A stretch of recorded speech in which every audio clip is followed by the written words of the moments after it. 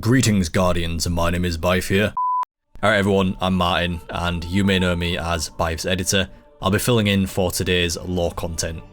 Yesterday, the new exotic mission for the Season of the Wish dropped. This mission was called Star-Crossed, and it saw us pursuing Riven's clutch deep into the Black Garden, where we would receive answers to some of the greatest questions of the season. In particular, thanks to this mission, we would discover who was flinging Riven's eggs into the Ascendant Plane and what their agenda truly was. But first, this video is sponsored by Geology, who set out to help you do one thing and one thing only, and that's get your skincare right. Speaking from experience, I will be completely honest, keeping up with a good routine for everything is way too complicated. There are so many different products to consider, there are dozens of different things you're looking for, and frankly, I haven't got a clue what to do with half of it. This has been a mess for me for nearly 30 years of my life, and that's where Geology can help untangle the whole mess. Now, with sponsors like this one, there are these moments where you explicitly must mention certain things, and this isn't actually on the product brief and the must mention part of this sponsor, but I'm going to show it to you anyway because I think it's actually the most important part. It's their diagnostics quiz. Basically, this is the reason why any of this functions. You take 30 seconds and just input what your goals are, and a few questions about your skin will come up that you can answer. You will then go ahead and get products recommended to you based on your needs, and it creates a specific routine for you, including a few products.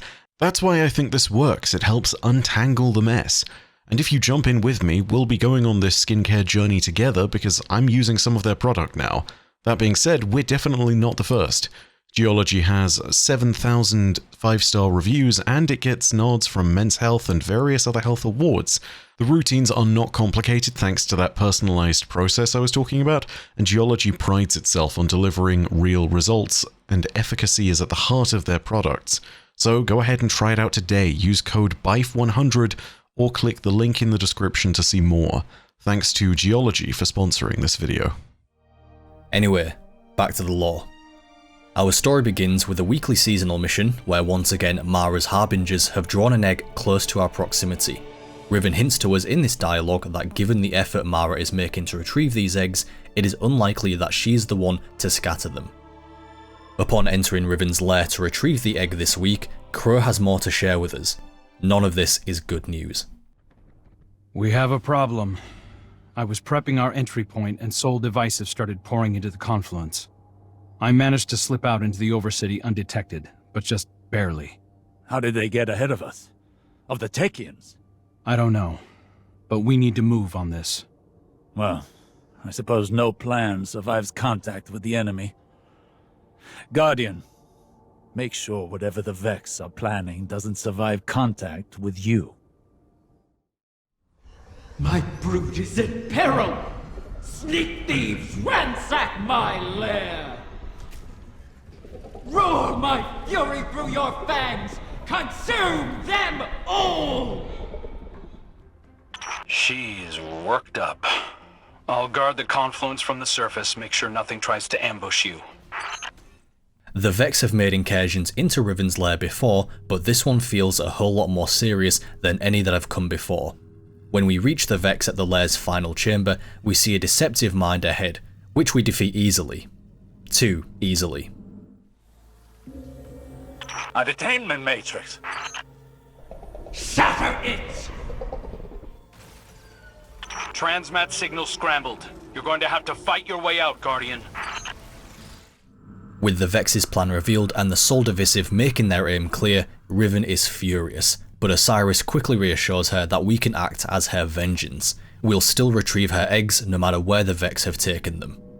Crow meets up with us at the helm and informs us a little more. Hey, Guardian. The Vex may have snuck in ahead of us, but we're not out of the race yet. Osiris thinks that a Vex mind must have figured out how to simulate the Techians. So long as they have access to those algorithms, the Vex can track the eggs, same as we can. So, we'll just have to steal them back. I managed to pick up the trail. Looks like the Sol Divisive tucked the egg away in the Black Garden. Lucky for us, that's familiar territory. I remember how to get in.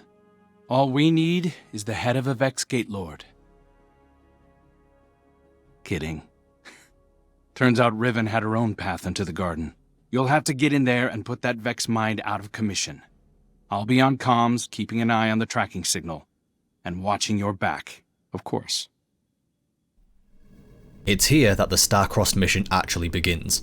Delving back into the Black Garden is a dangerous activity for anyone, but Crow is running tactical for us and has more history here than most. Back when he was Uldren Sov, he went to the Black Garden long ago in a bid to impress Mara. He brought back Asphodelia flowers and tales of the Black Garden's heart. The corruption from that moment would continue to lead Uldren astray. In some ways, it's the moment that really began to change him. As we delve into the garden, it's clear that this is Riven's route to the garden, not Crow's. This is something she clearly would have never revealed to us unless the circumstances were dire.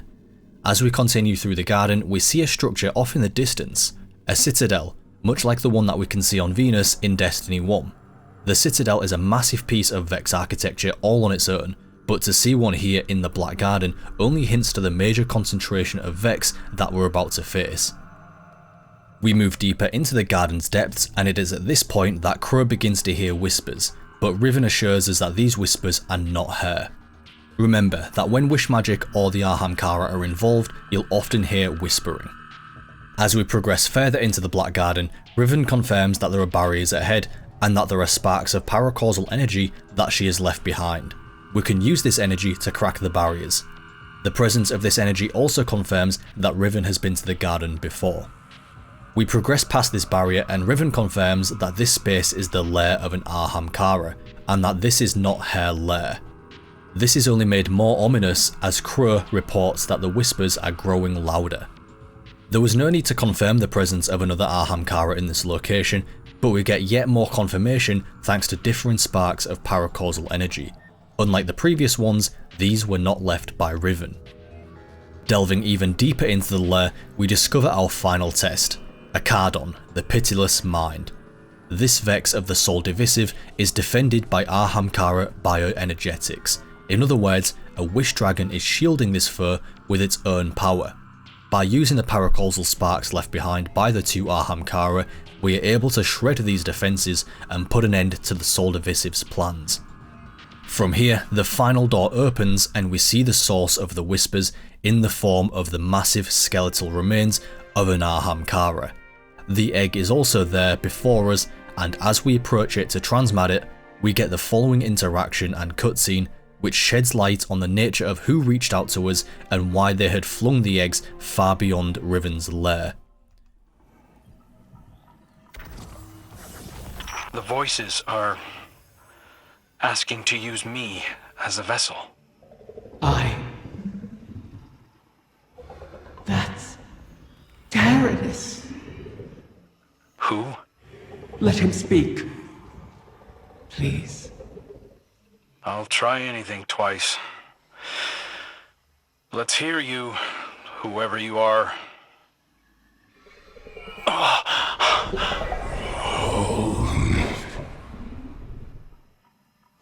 Riven, how I've missed you.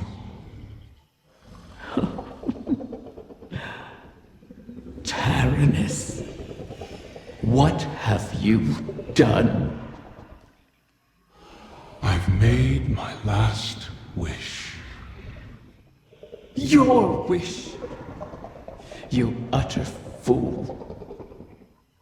It's been fulfilled. Thanks to you and the Wishkeeper, I can rest. If there were anything left of you, I'd flay it from your bones. It was good to dance with you, oh beloved mine. One last time.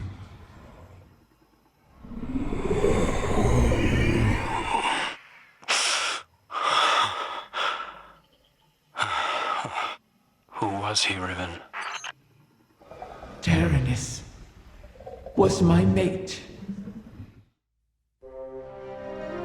I was not always a prisoner in the Dreaming City. The Ahamkara were once free to roam its halls. That's where I met Taranis. And Taranis, unlike others, unlike me, cherished those who wished to him. Those who bargained with him were safe. It must have cost him. I found his restraint intriguing. And my art, my dreaming halls, my dance with the Queen moved Taranis in turn. Together, we became the ebb and flow of the tide. Through him, I glimpsed a world without the tireless cycle of bargaining and feeding, of peace. Taranis invited me to his lair, a place where we couldn't be found, in the ontology of the Black Garden. My joy of turning desire to woe faded for one rapturous moment. We made successes together. We built secrets together. And then came your great hunt of the Ahamkara.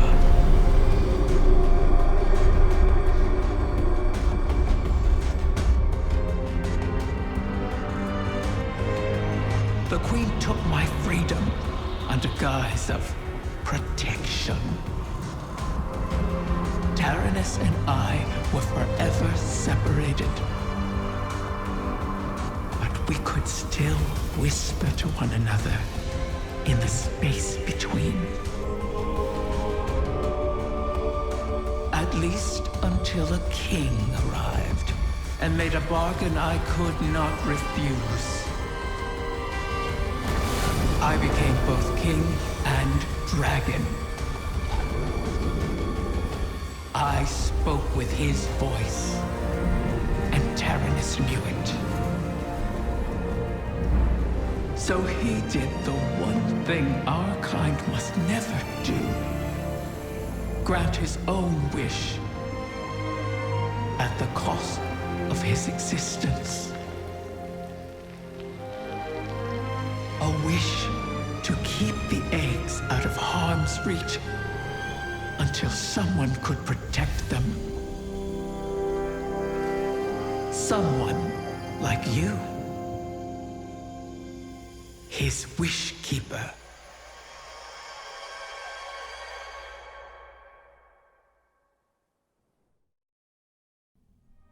Taranis was Riven's mate, her other half. Together, they conceived of their clutch, and he sounded like an absolutely fascinating Ahamkara. Not only did he care for those that he bargained with, but he presented the possibility for the Ahamkara to be more than they were. Instead of being selfish predators of the metaphysical, they could be different. They could be more. Nothing speaks to this notion more than Taranis' final choice, to die by granting his own wish for Riven's clutch to live on. Our reward for assisting Taranis and granting his last wish is not only the safety of Riven's clutch, it's also the Wishkeeper exotic, an exotic Ahamkara burr infused with the power of Strand. It's entirely possible that this burr is constructed from Taranis' own skeletal remains. The place where this weapon was found only makes this all the more likely. The weapon's lore speaks to one final speech that Taranis made to his clutch. It's a sort of last will and testament, but also a request of his progeny. The lore reads as follows. Live, Taranis, Riven's mate. You will not hear our bones sing in dreams. You will not shelter under our wings. You will have to remember for yourselves. Your sire was Riven of 1,000 voices, she who contracted with royalty, she who built the dreaming city and brought it to its knees. Your dam was Taranis, he who made the Black Garden his own, he who strangled his life for yours, he whose wish tricked even Riven. Remember, I will not bargain with my children. Our lives are our gifts to you. Glut yourselves on them. Learn who you are. The clutch of your sire, the strongest, the wiliest, the sharpest clawed arbiters of reality. the clutch of your fool of a dam, never taken by another's will, never ruled by hunger without choice. Sing your own songs, find those whom your wings would stretch out to shelter. O whims of my blighted heart, born of our eyes and teeth and will to power, live as yourselves. Never less than that. Thanks to his sacrifice and the final wish he granted to himself, Tyranitus' children has a chance to live and to discover who they are. If his temperament follows them in their blood, I can only believe that there is a hopeful future for the Ahamkara. That is it for this video. I really hope you enjoyed that. Remember to like and subscribe. We are always cooking up more lore content for you guys. Thank you all so much for watching.